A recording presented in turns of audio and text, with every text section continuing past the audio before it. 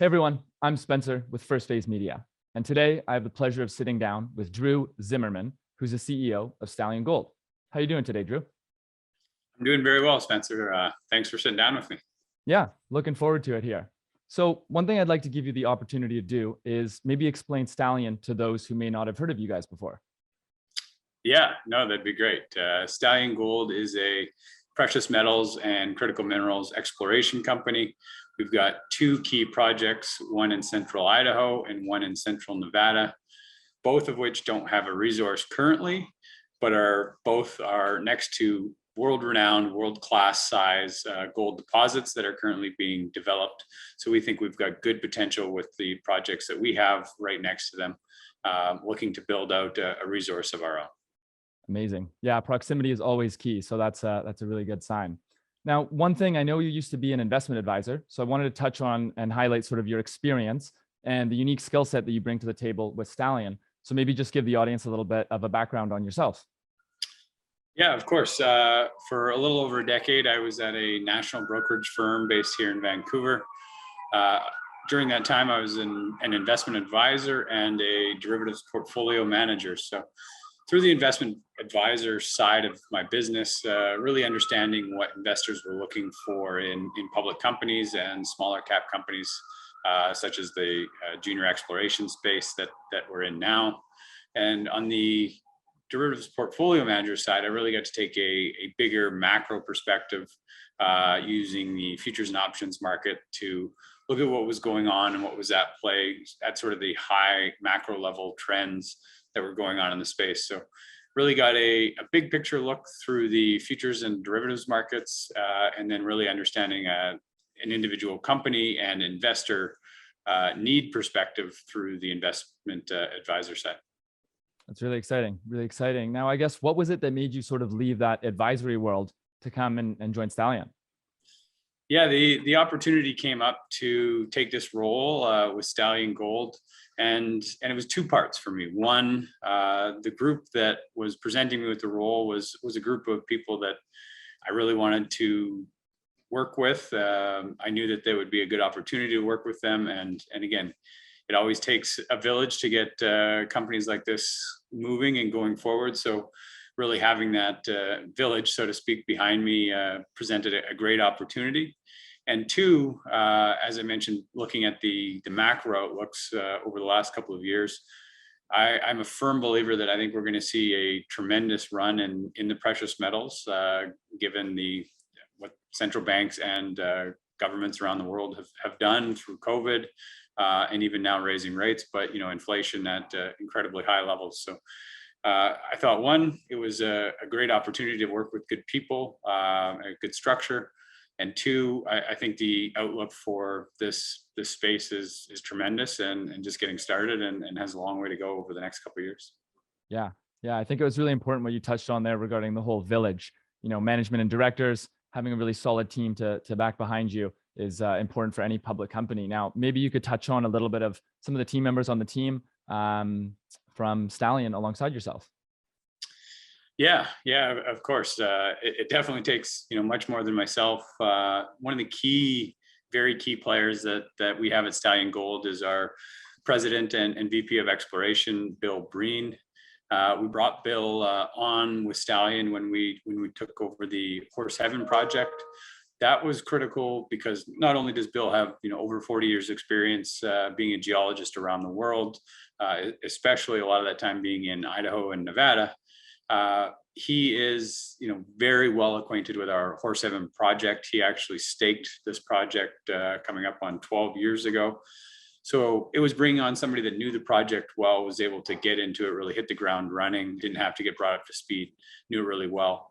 And that being said, he's our man on the ground in Idaho. So during the COVID lockdowns, where it was more difficult to travel across border, he was down there. He's the mayor of a small town in northern Idaho called Hope, and using his relationships that he's built up over the last 40 years really helps us get our work done down there. So he's a very instrumental component to our team. Also, just this spring, beginning of 2020, we brought on Austin Zinsser as a geologist, another geologist with over 15 years experience, but very important for us a decade of experience at Perpetua Resources Stibnite Gold Project. So not only is he a great geologist, a tremendous structural geologist, but he has over a decade of experience working with the geology that we're working with on our Horse Heaven project. So again, his experience that he brings to our team goes a long way. Yeah. Yeah. No, it sounds like the culmination of experience with Stallion here is super exciting. So I guess I'd like to kind of lead down the path of your projects now, maybe starting with the Horse Heaven project. You can give maybe a brief description on that one, and then transferring into your newer Richmond Mountain project as well. Yeah, of course. So our Horse Heaven project it's a massive project in size. We're 699 mining claims, so that's over 5,800 hectares. So truly remarkable, over 21 square miles. When you get out there and you look from one end of the project to the other, and you see the horizon before you see the end of the project. That's the kind of scope that we're talking about. But this project shares its entire eastern border with Perpetua Resources. So again, we are right next to them. Perpetua Resources, of course, with their Stibnite Gold Project, has over 6 million ounces in the ground. They're going through the permitting to build what would be one of the largest open pit mines in the United States. That's non-Barrick, non-Newmont. So a tremendous resource right there. We think we have, the sniffings of what could be a very large resource on our side as well. We've got some historical work there that leads us to believe that, and we can get into that a little bit later. But also the fact that this project is in Idaho, which is a good mining jurisdiction, little or no geopolitical risk compared to a lot of other mining jurisdictions, and a very clear and concise permitting plan to move things forward. So it's a good jurisdiction to be in. Yeah. Our other project, Richmond Mountain, is in central Nevada. Again, we're right next to, just dead east of the I-80 Gold's Ruby Hill deposit. They're doing a tremendous amount of work there right now. They've got over 7.5 million ounces of gold in the ground there as well. So again, next to true world-class development right next door. It's a little smaller, this one, about just over 950 hectares, 117 mining claims. But again, in a jurisdiction where a lot's going on. I-80's working like crazy there right now with a drill program they've got going, as well as Timberline and Golden Lake working in that area. So it's seeing a lot of activity pick up as well. And that's what we like to see when we're taking on new projects, the potential to not only find a resource, but potentially find a very large resource where there's work ongoing and being right next door to two companies that are looking to bring world-class mines into development. Yeah. Yeah. Now, I guess with Horse Heaven specifically, what was it that sort of excited you the most, or currently excites you the most? And what was sort of the investment thesis behind that project itself? Yeah, starting with, again, just being in the right neighborhood with such a large resource next door. And we think, we share a lot of the same geology that they have that's given them such a big resource at the Stibnite Gold Project. We do have indications of that from some historical work that was done on the property. So our focus right now, again, this is a very large gold project. So we're focusing in on what we call the Golden Gate Fault Zone, is, about 5% of this land that we're really focusing in on. But we did have historical drill holes there that showed over 35 meters of 1.5 grams. This was drilling that was done back in the 80s. So it is RC drilling that needs to be followed up on, but a very clear indication that there is gold there. We looked at doing a big soil sample survey last year. So with that, we found there was, structurally controlled anomalous gold along a 2.6 kilometer strike length on the Golden Gate Fault Zone. So again, adding to the confirmation that we do think there is a highly mineralized zone there. We're currently working on geophysics this summer as we want to get a better look to sort of underground to really focus in on where this resource could be. Also really help us focus in on where to put our drill targets. So we've got ongoing work with the U.S. Forest Service for permitting, drill permitting on this project as well.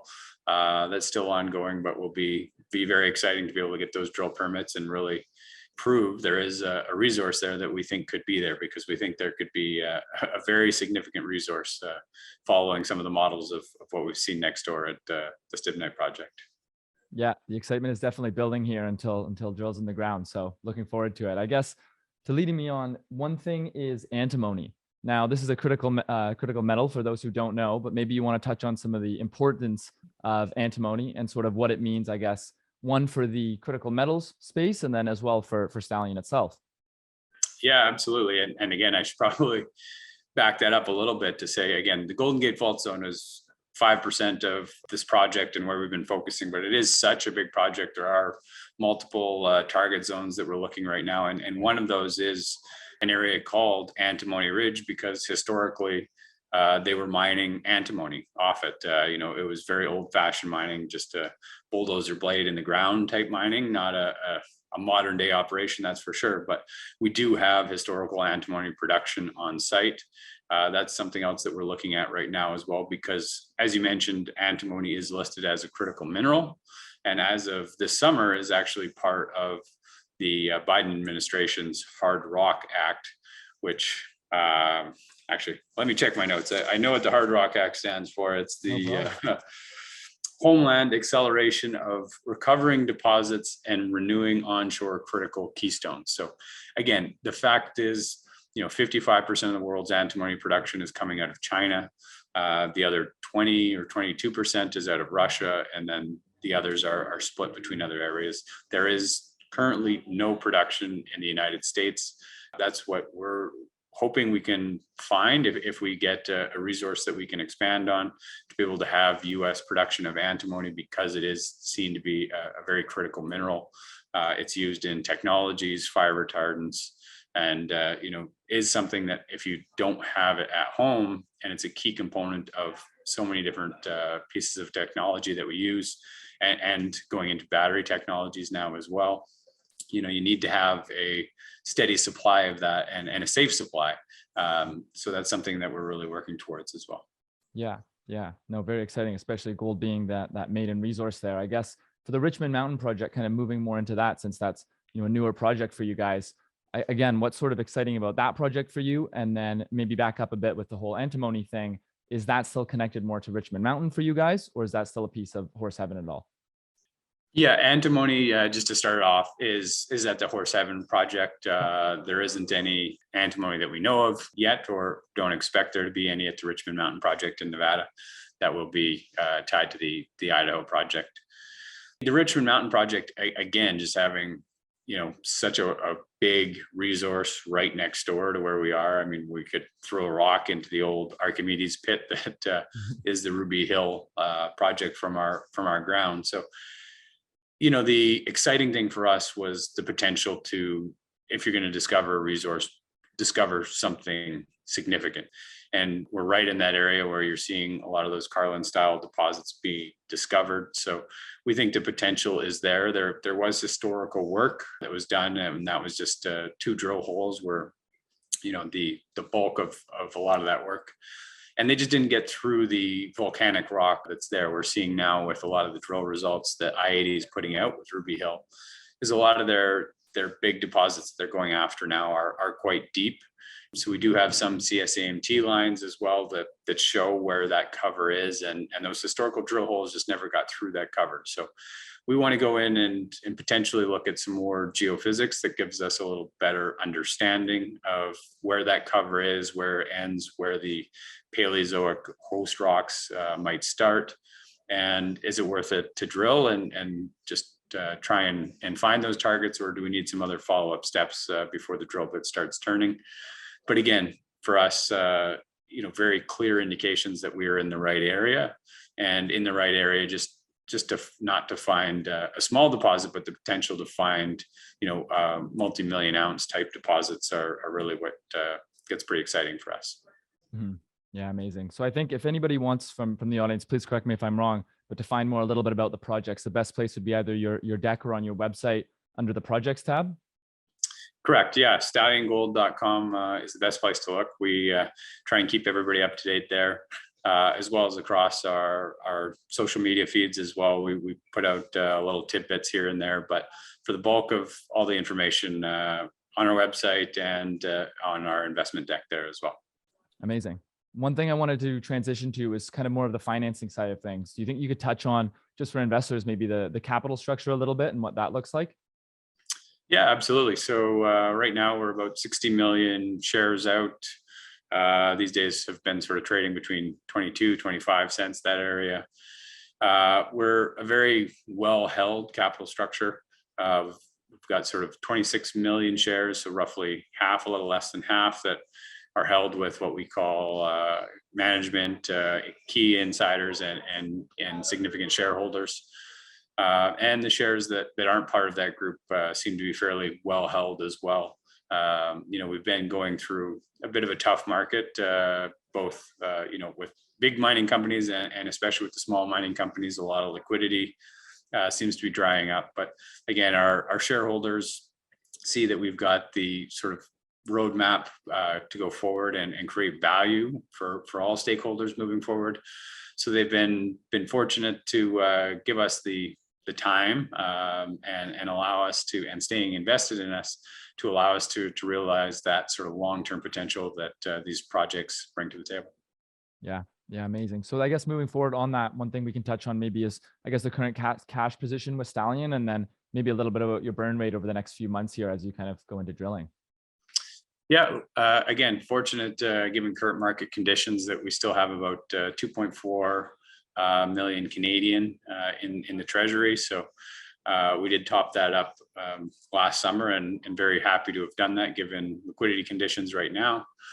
Through the summer, we are continuing to do some work. We're out there doing some geophysics work now, also doing some other secondary work on other target areas on the project. But again, given market conditions, are very cognizant of where our cash dollars are being spent. So being very aware to try and minimize that. We do have big claim payments. Again, these are both very large packages, especially our package in Idaho. So some claim payments coming up later this summer.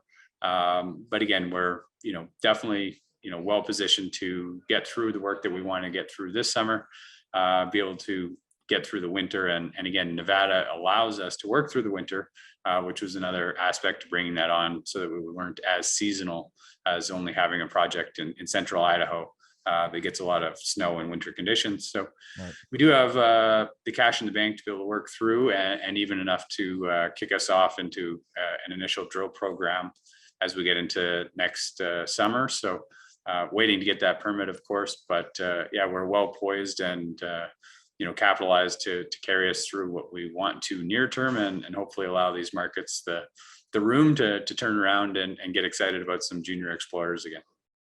Yeah, for sure. So I guess that kind of leads me to concluding here. I guess the last thing let's touch on is, what are some, I guess, sort of the catalysts for Stallion that are really going to drive forward growth over these next 3, 6, 12 months here? Yeah, always key. So near term for us, as I mentioned, we are doing geophysics work now. So being able to get the geophysics of the Golden Gate Fault Zone, that's where we did our geochem last summer. That's where we have the historical drill holes. We've done some structural mapping there as well. That geophysics really allowing us to sort of look underground to get an understanding of where that structure is. So being able to look at that data was going to be very key. That's going to really help us zone in on where we do want the drill holes to go, and we're permitted to do them. So that geophysics is going to be the next big thing coming for us this summer.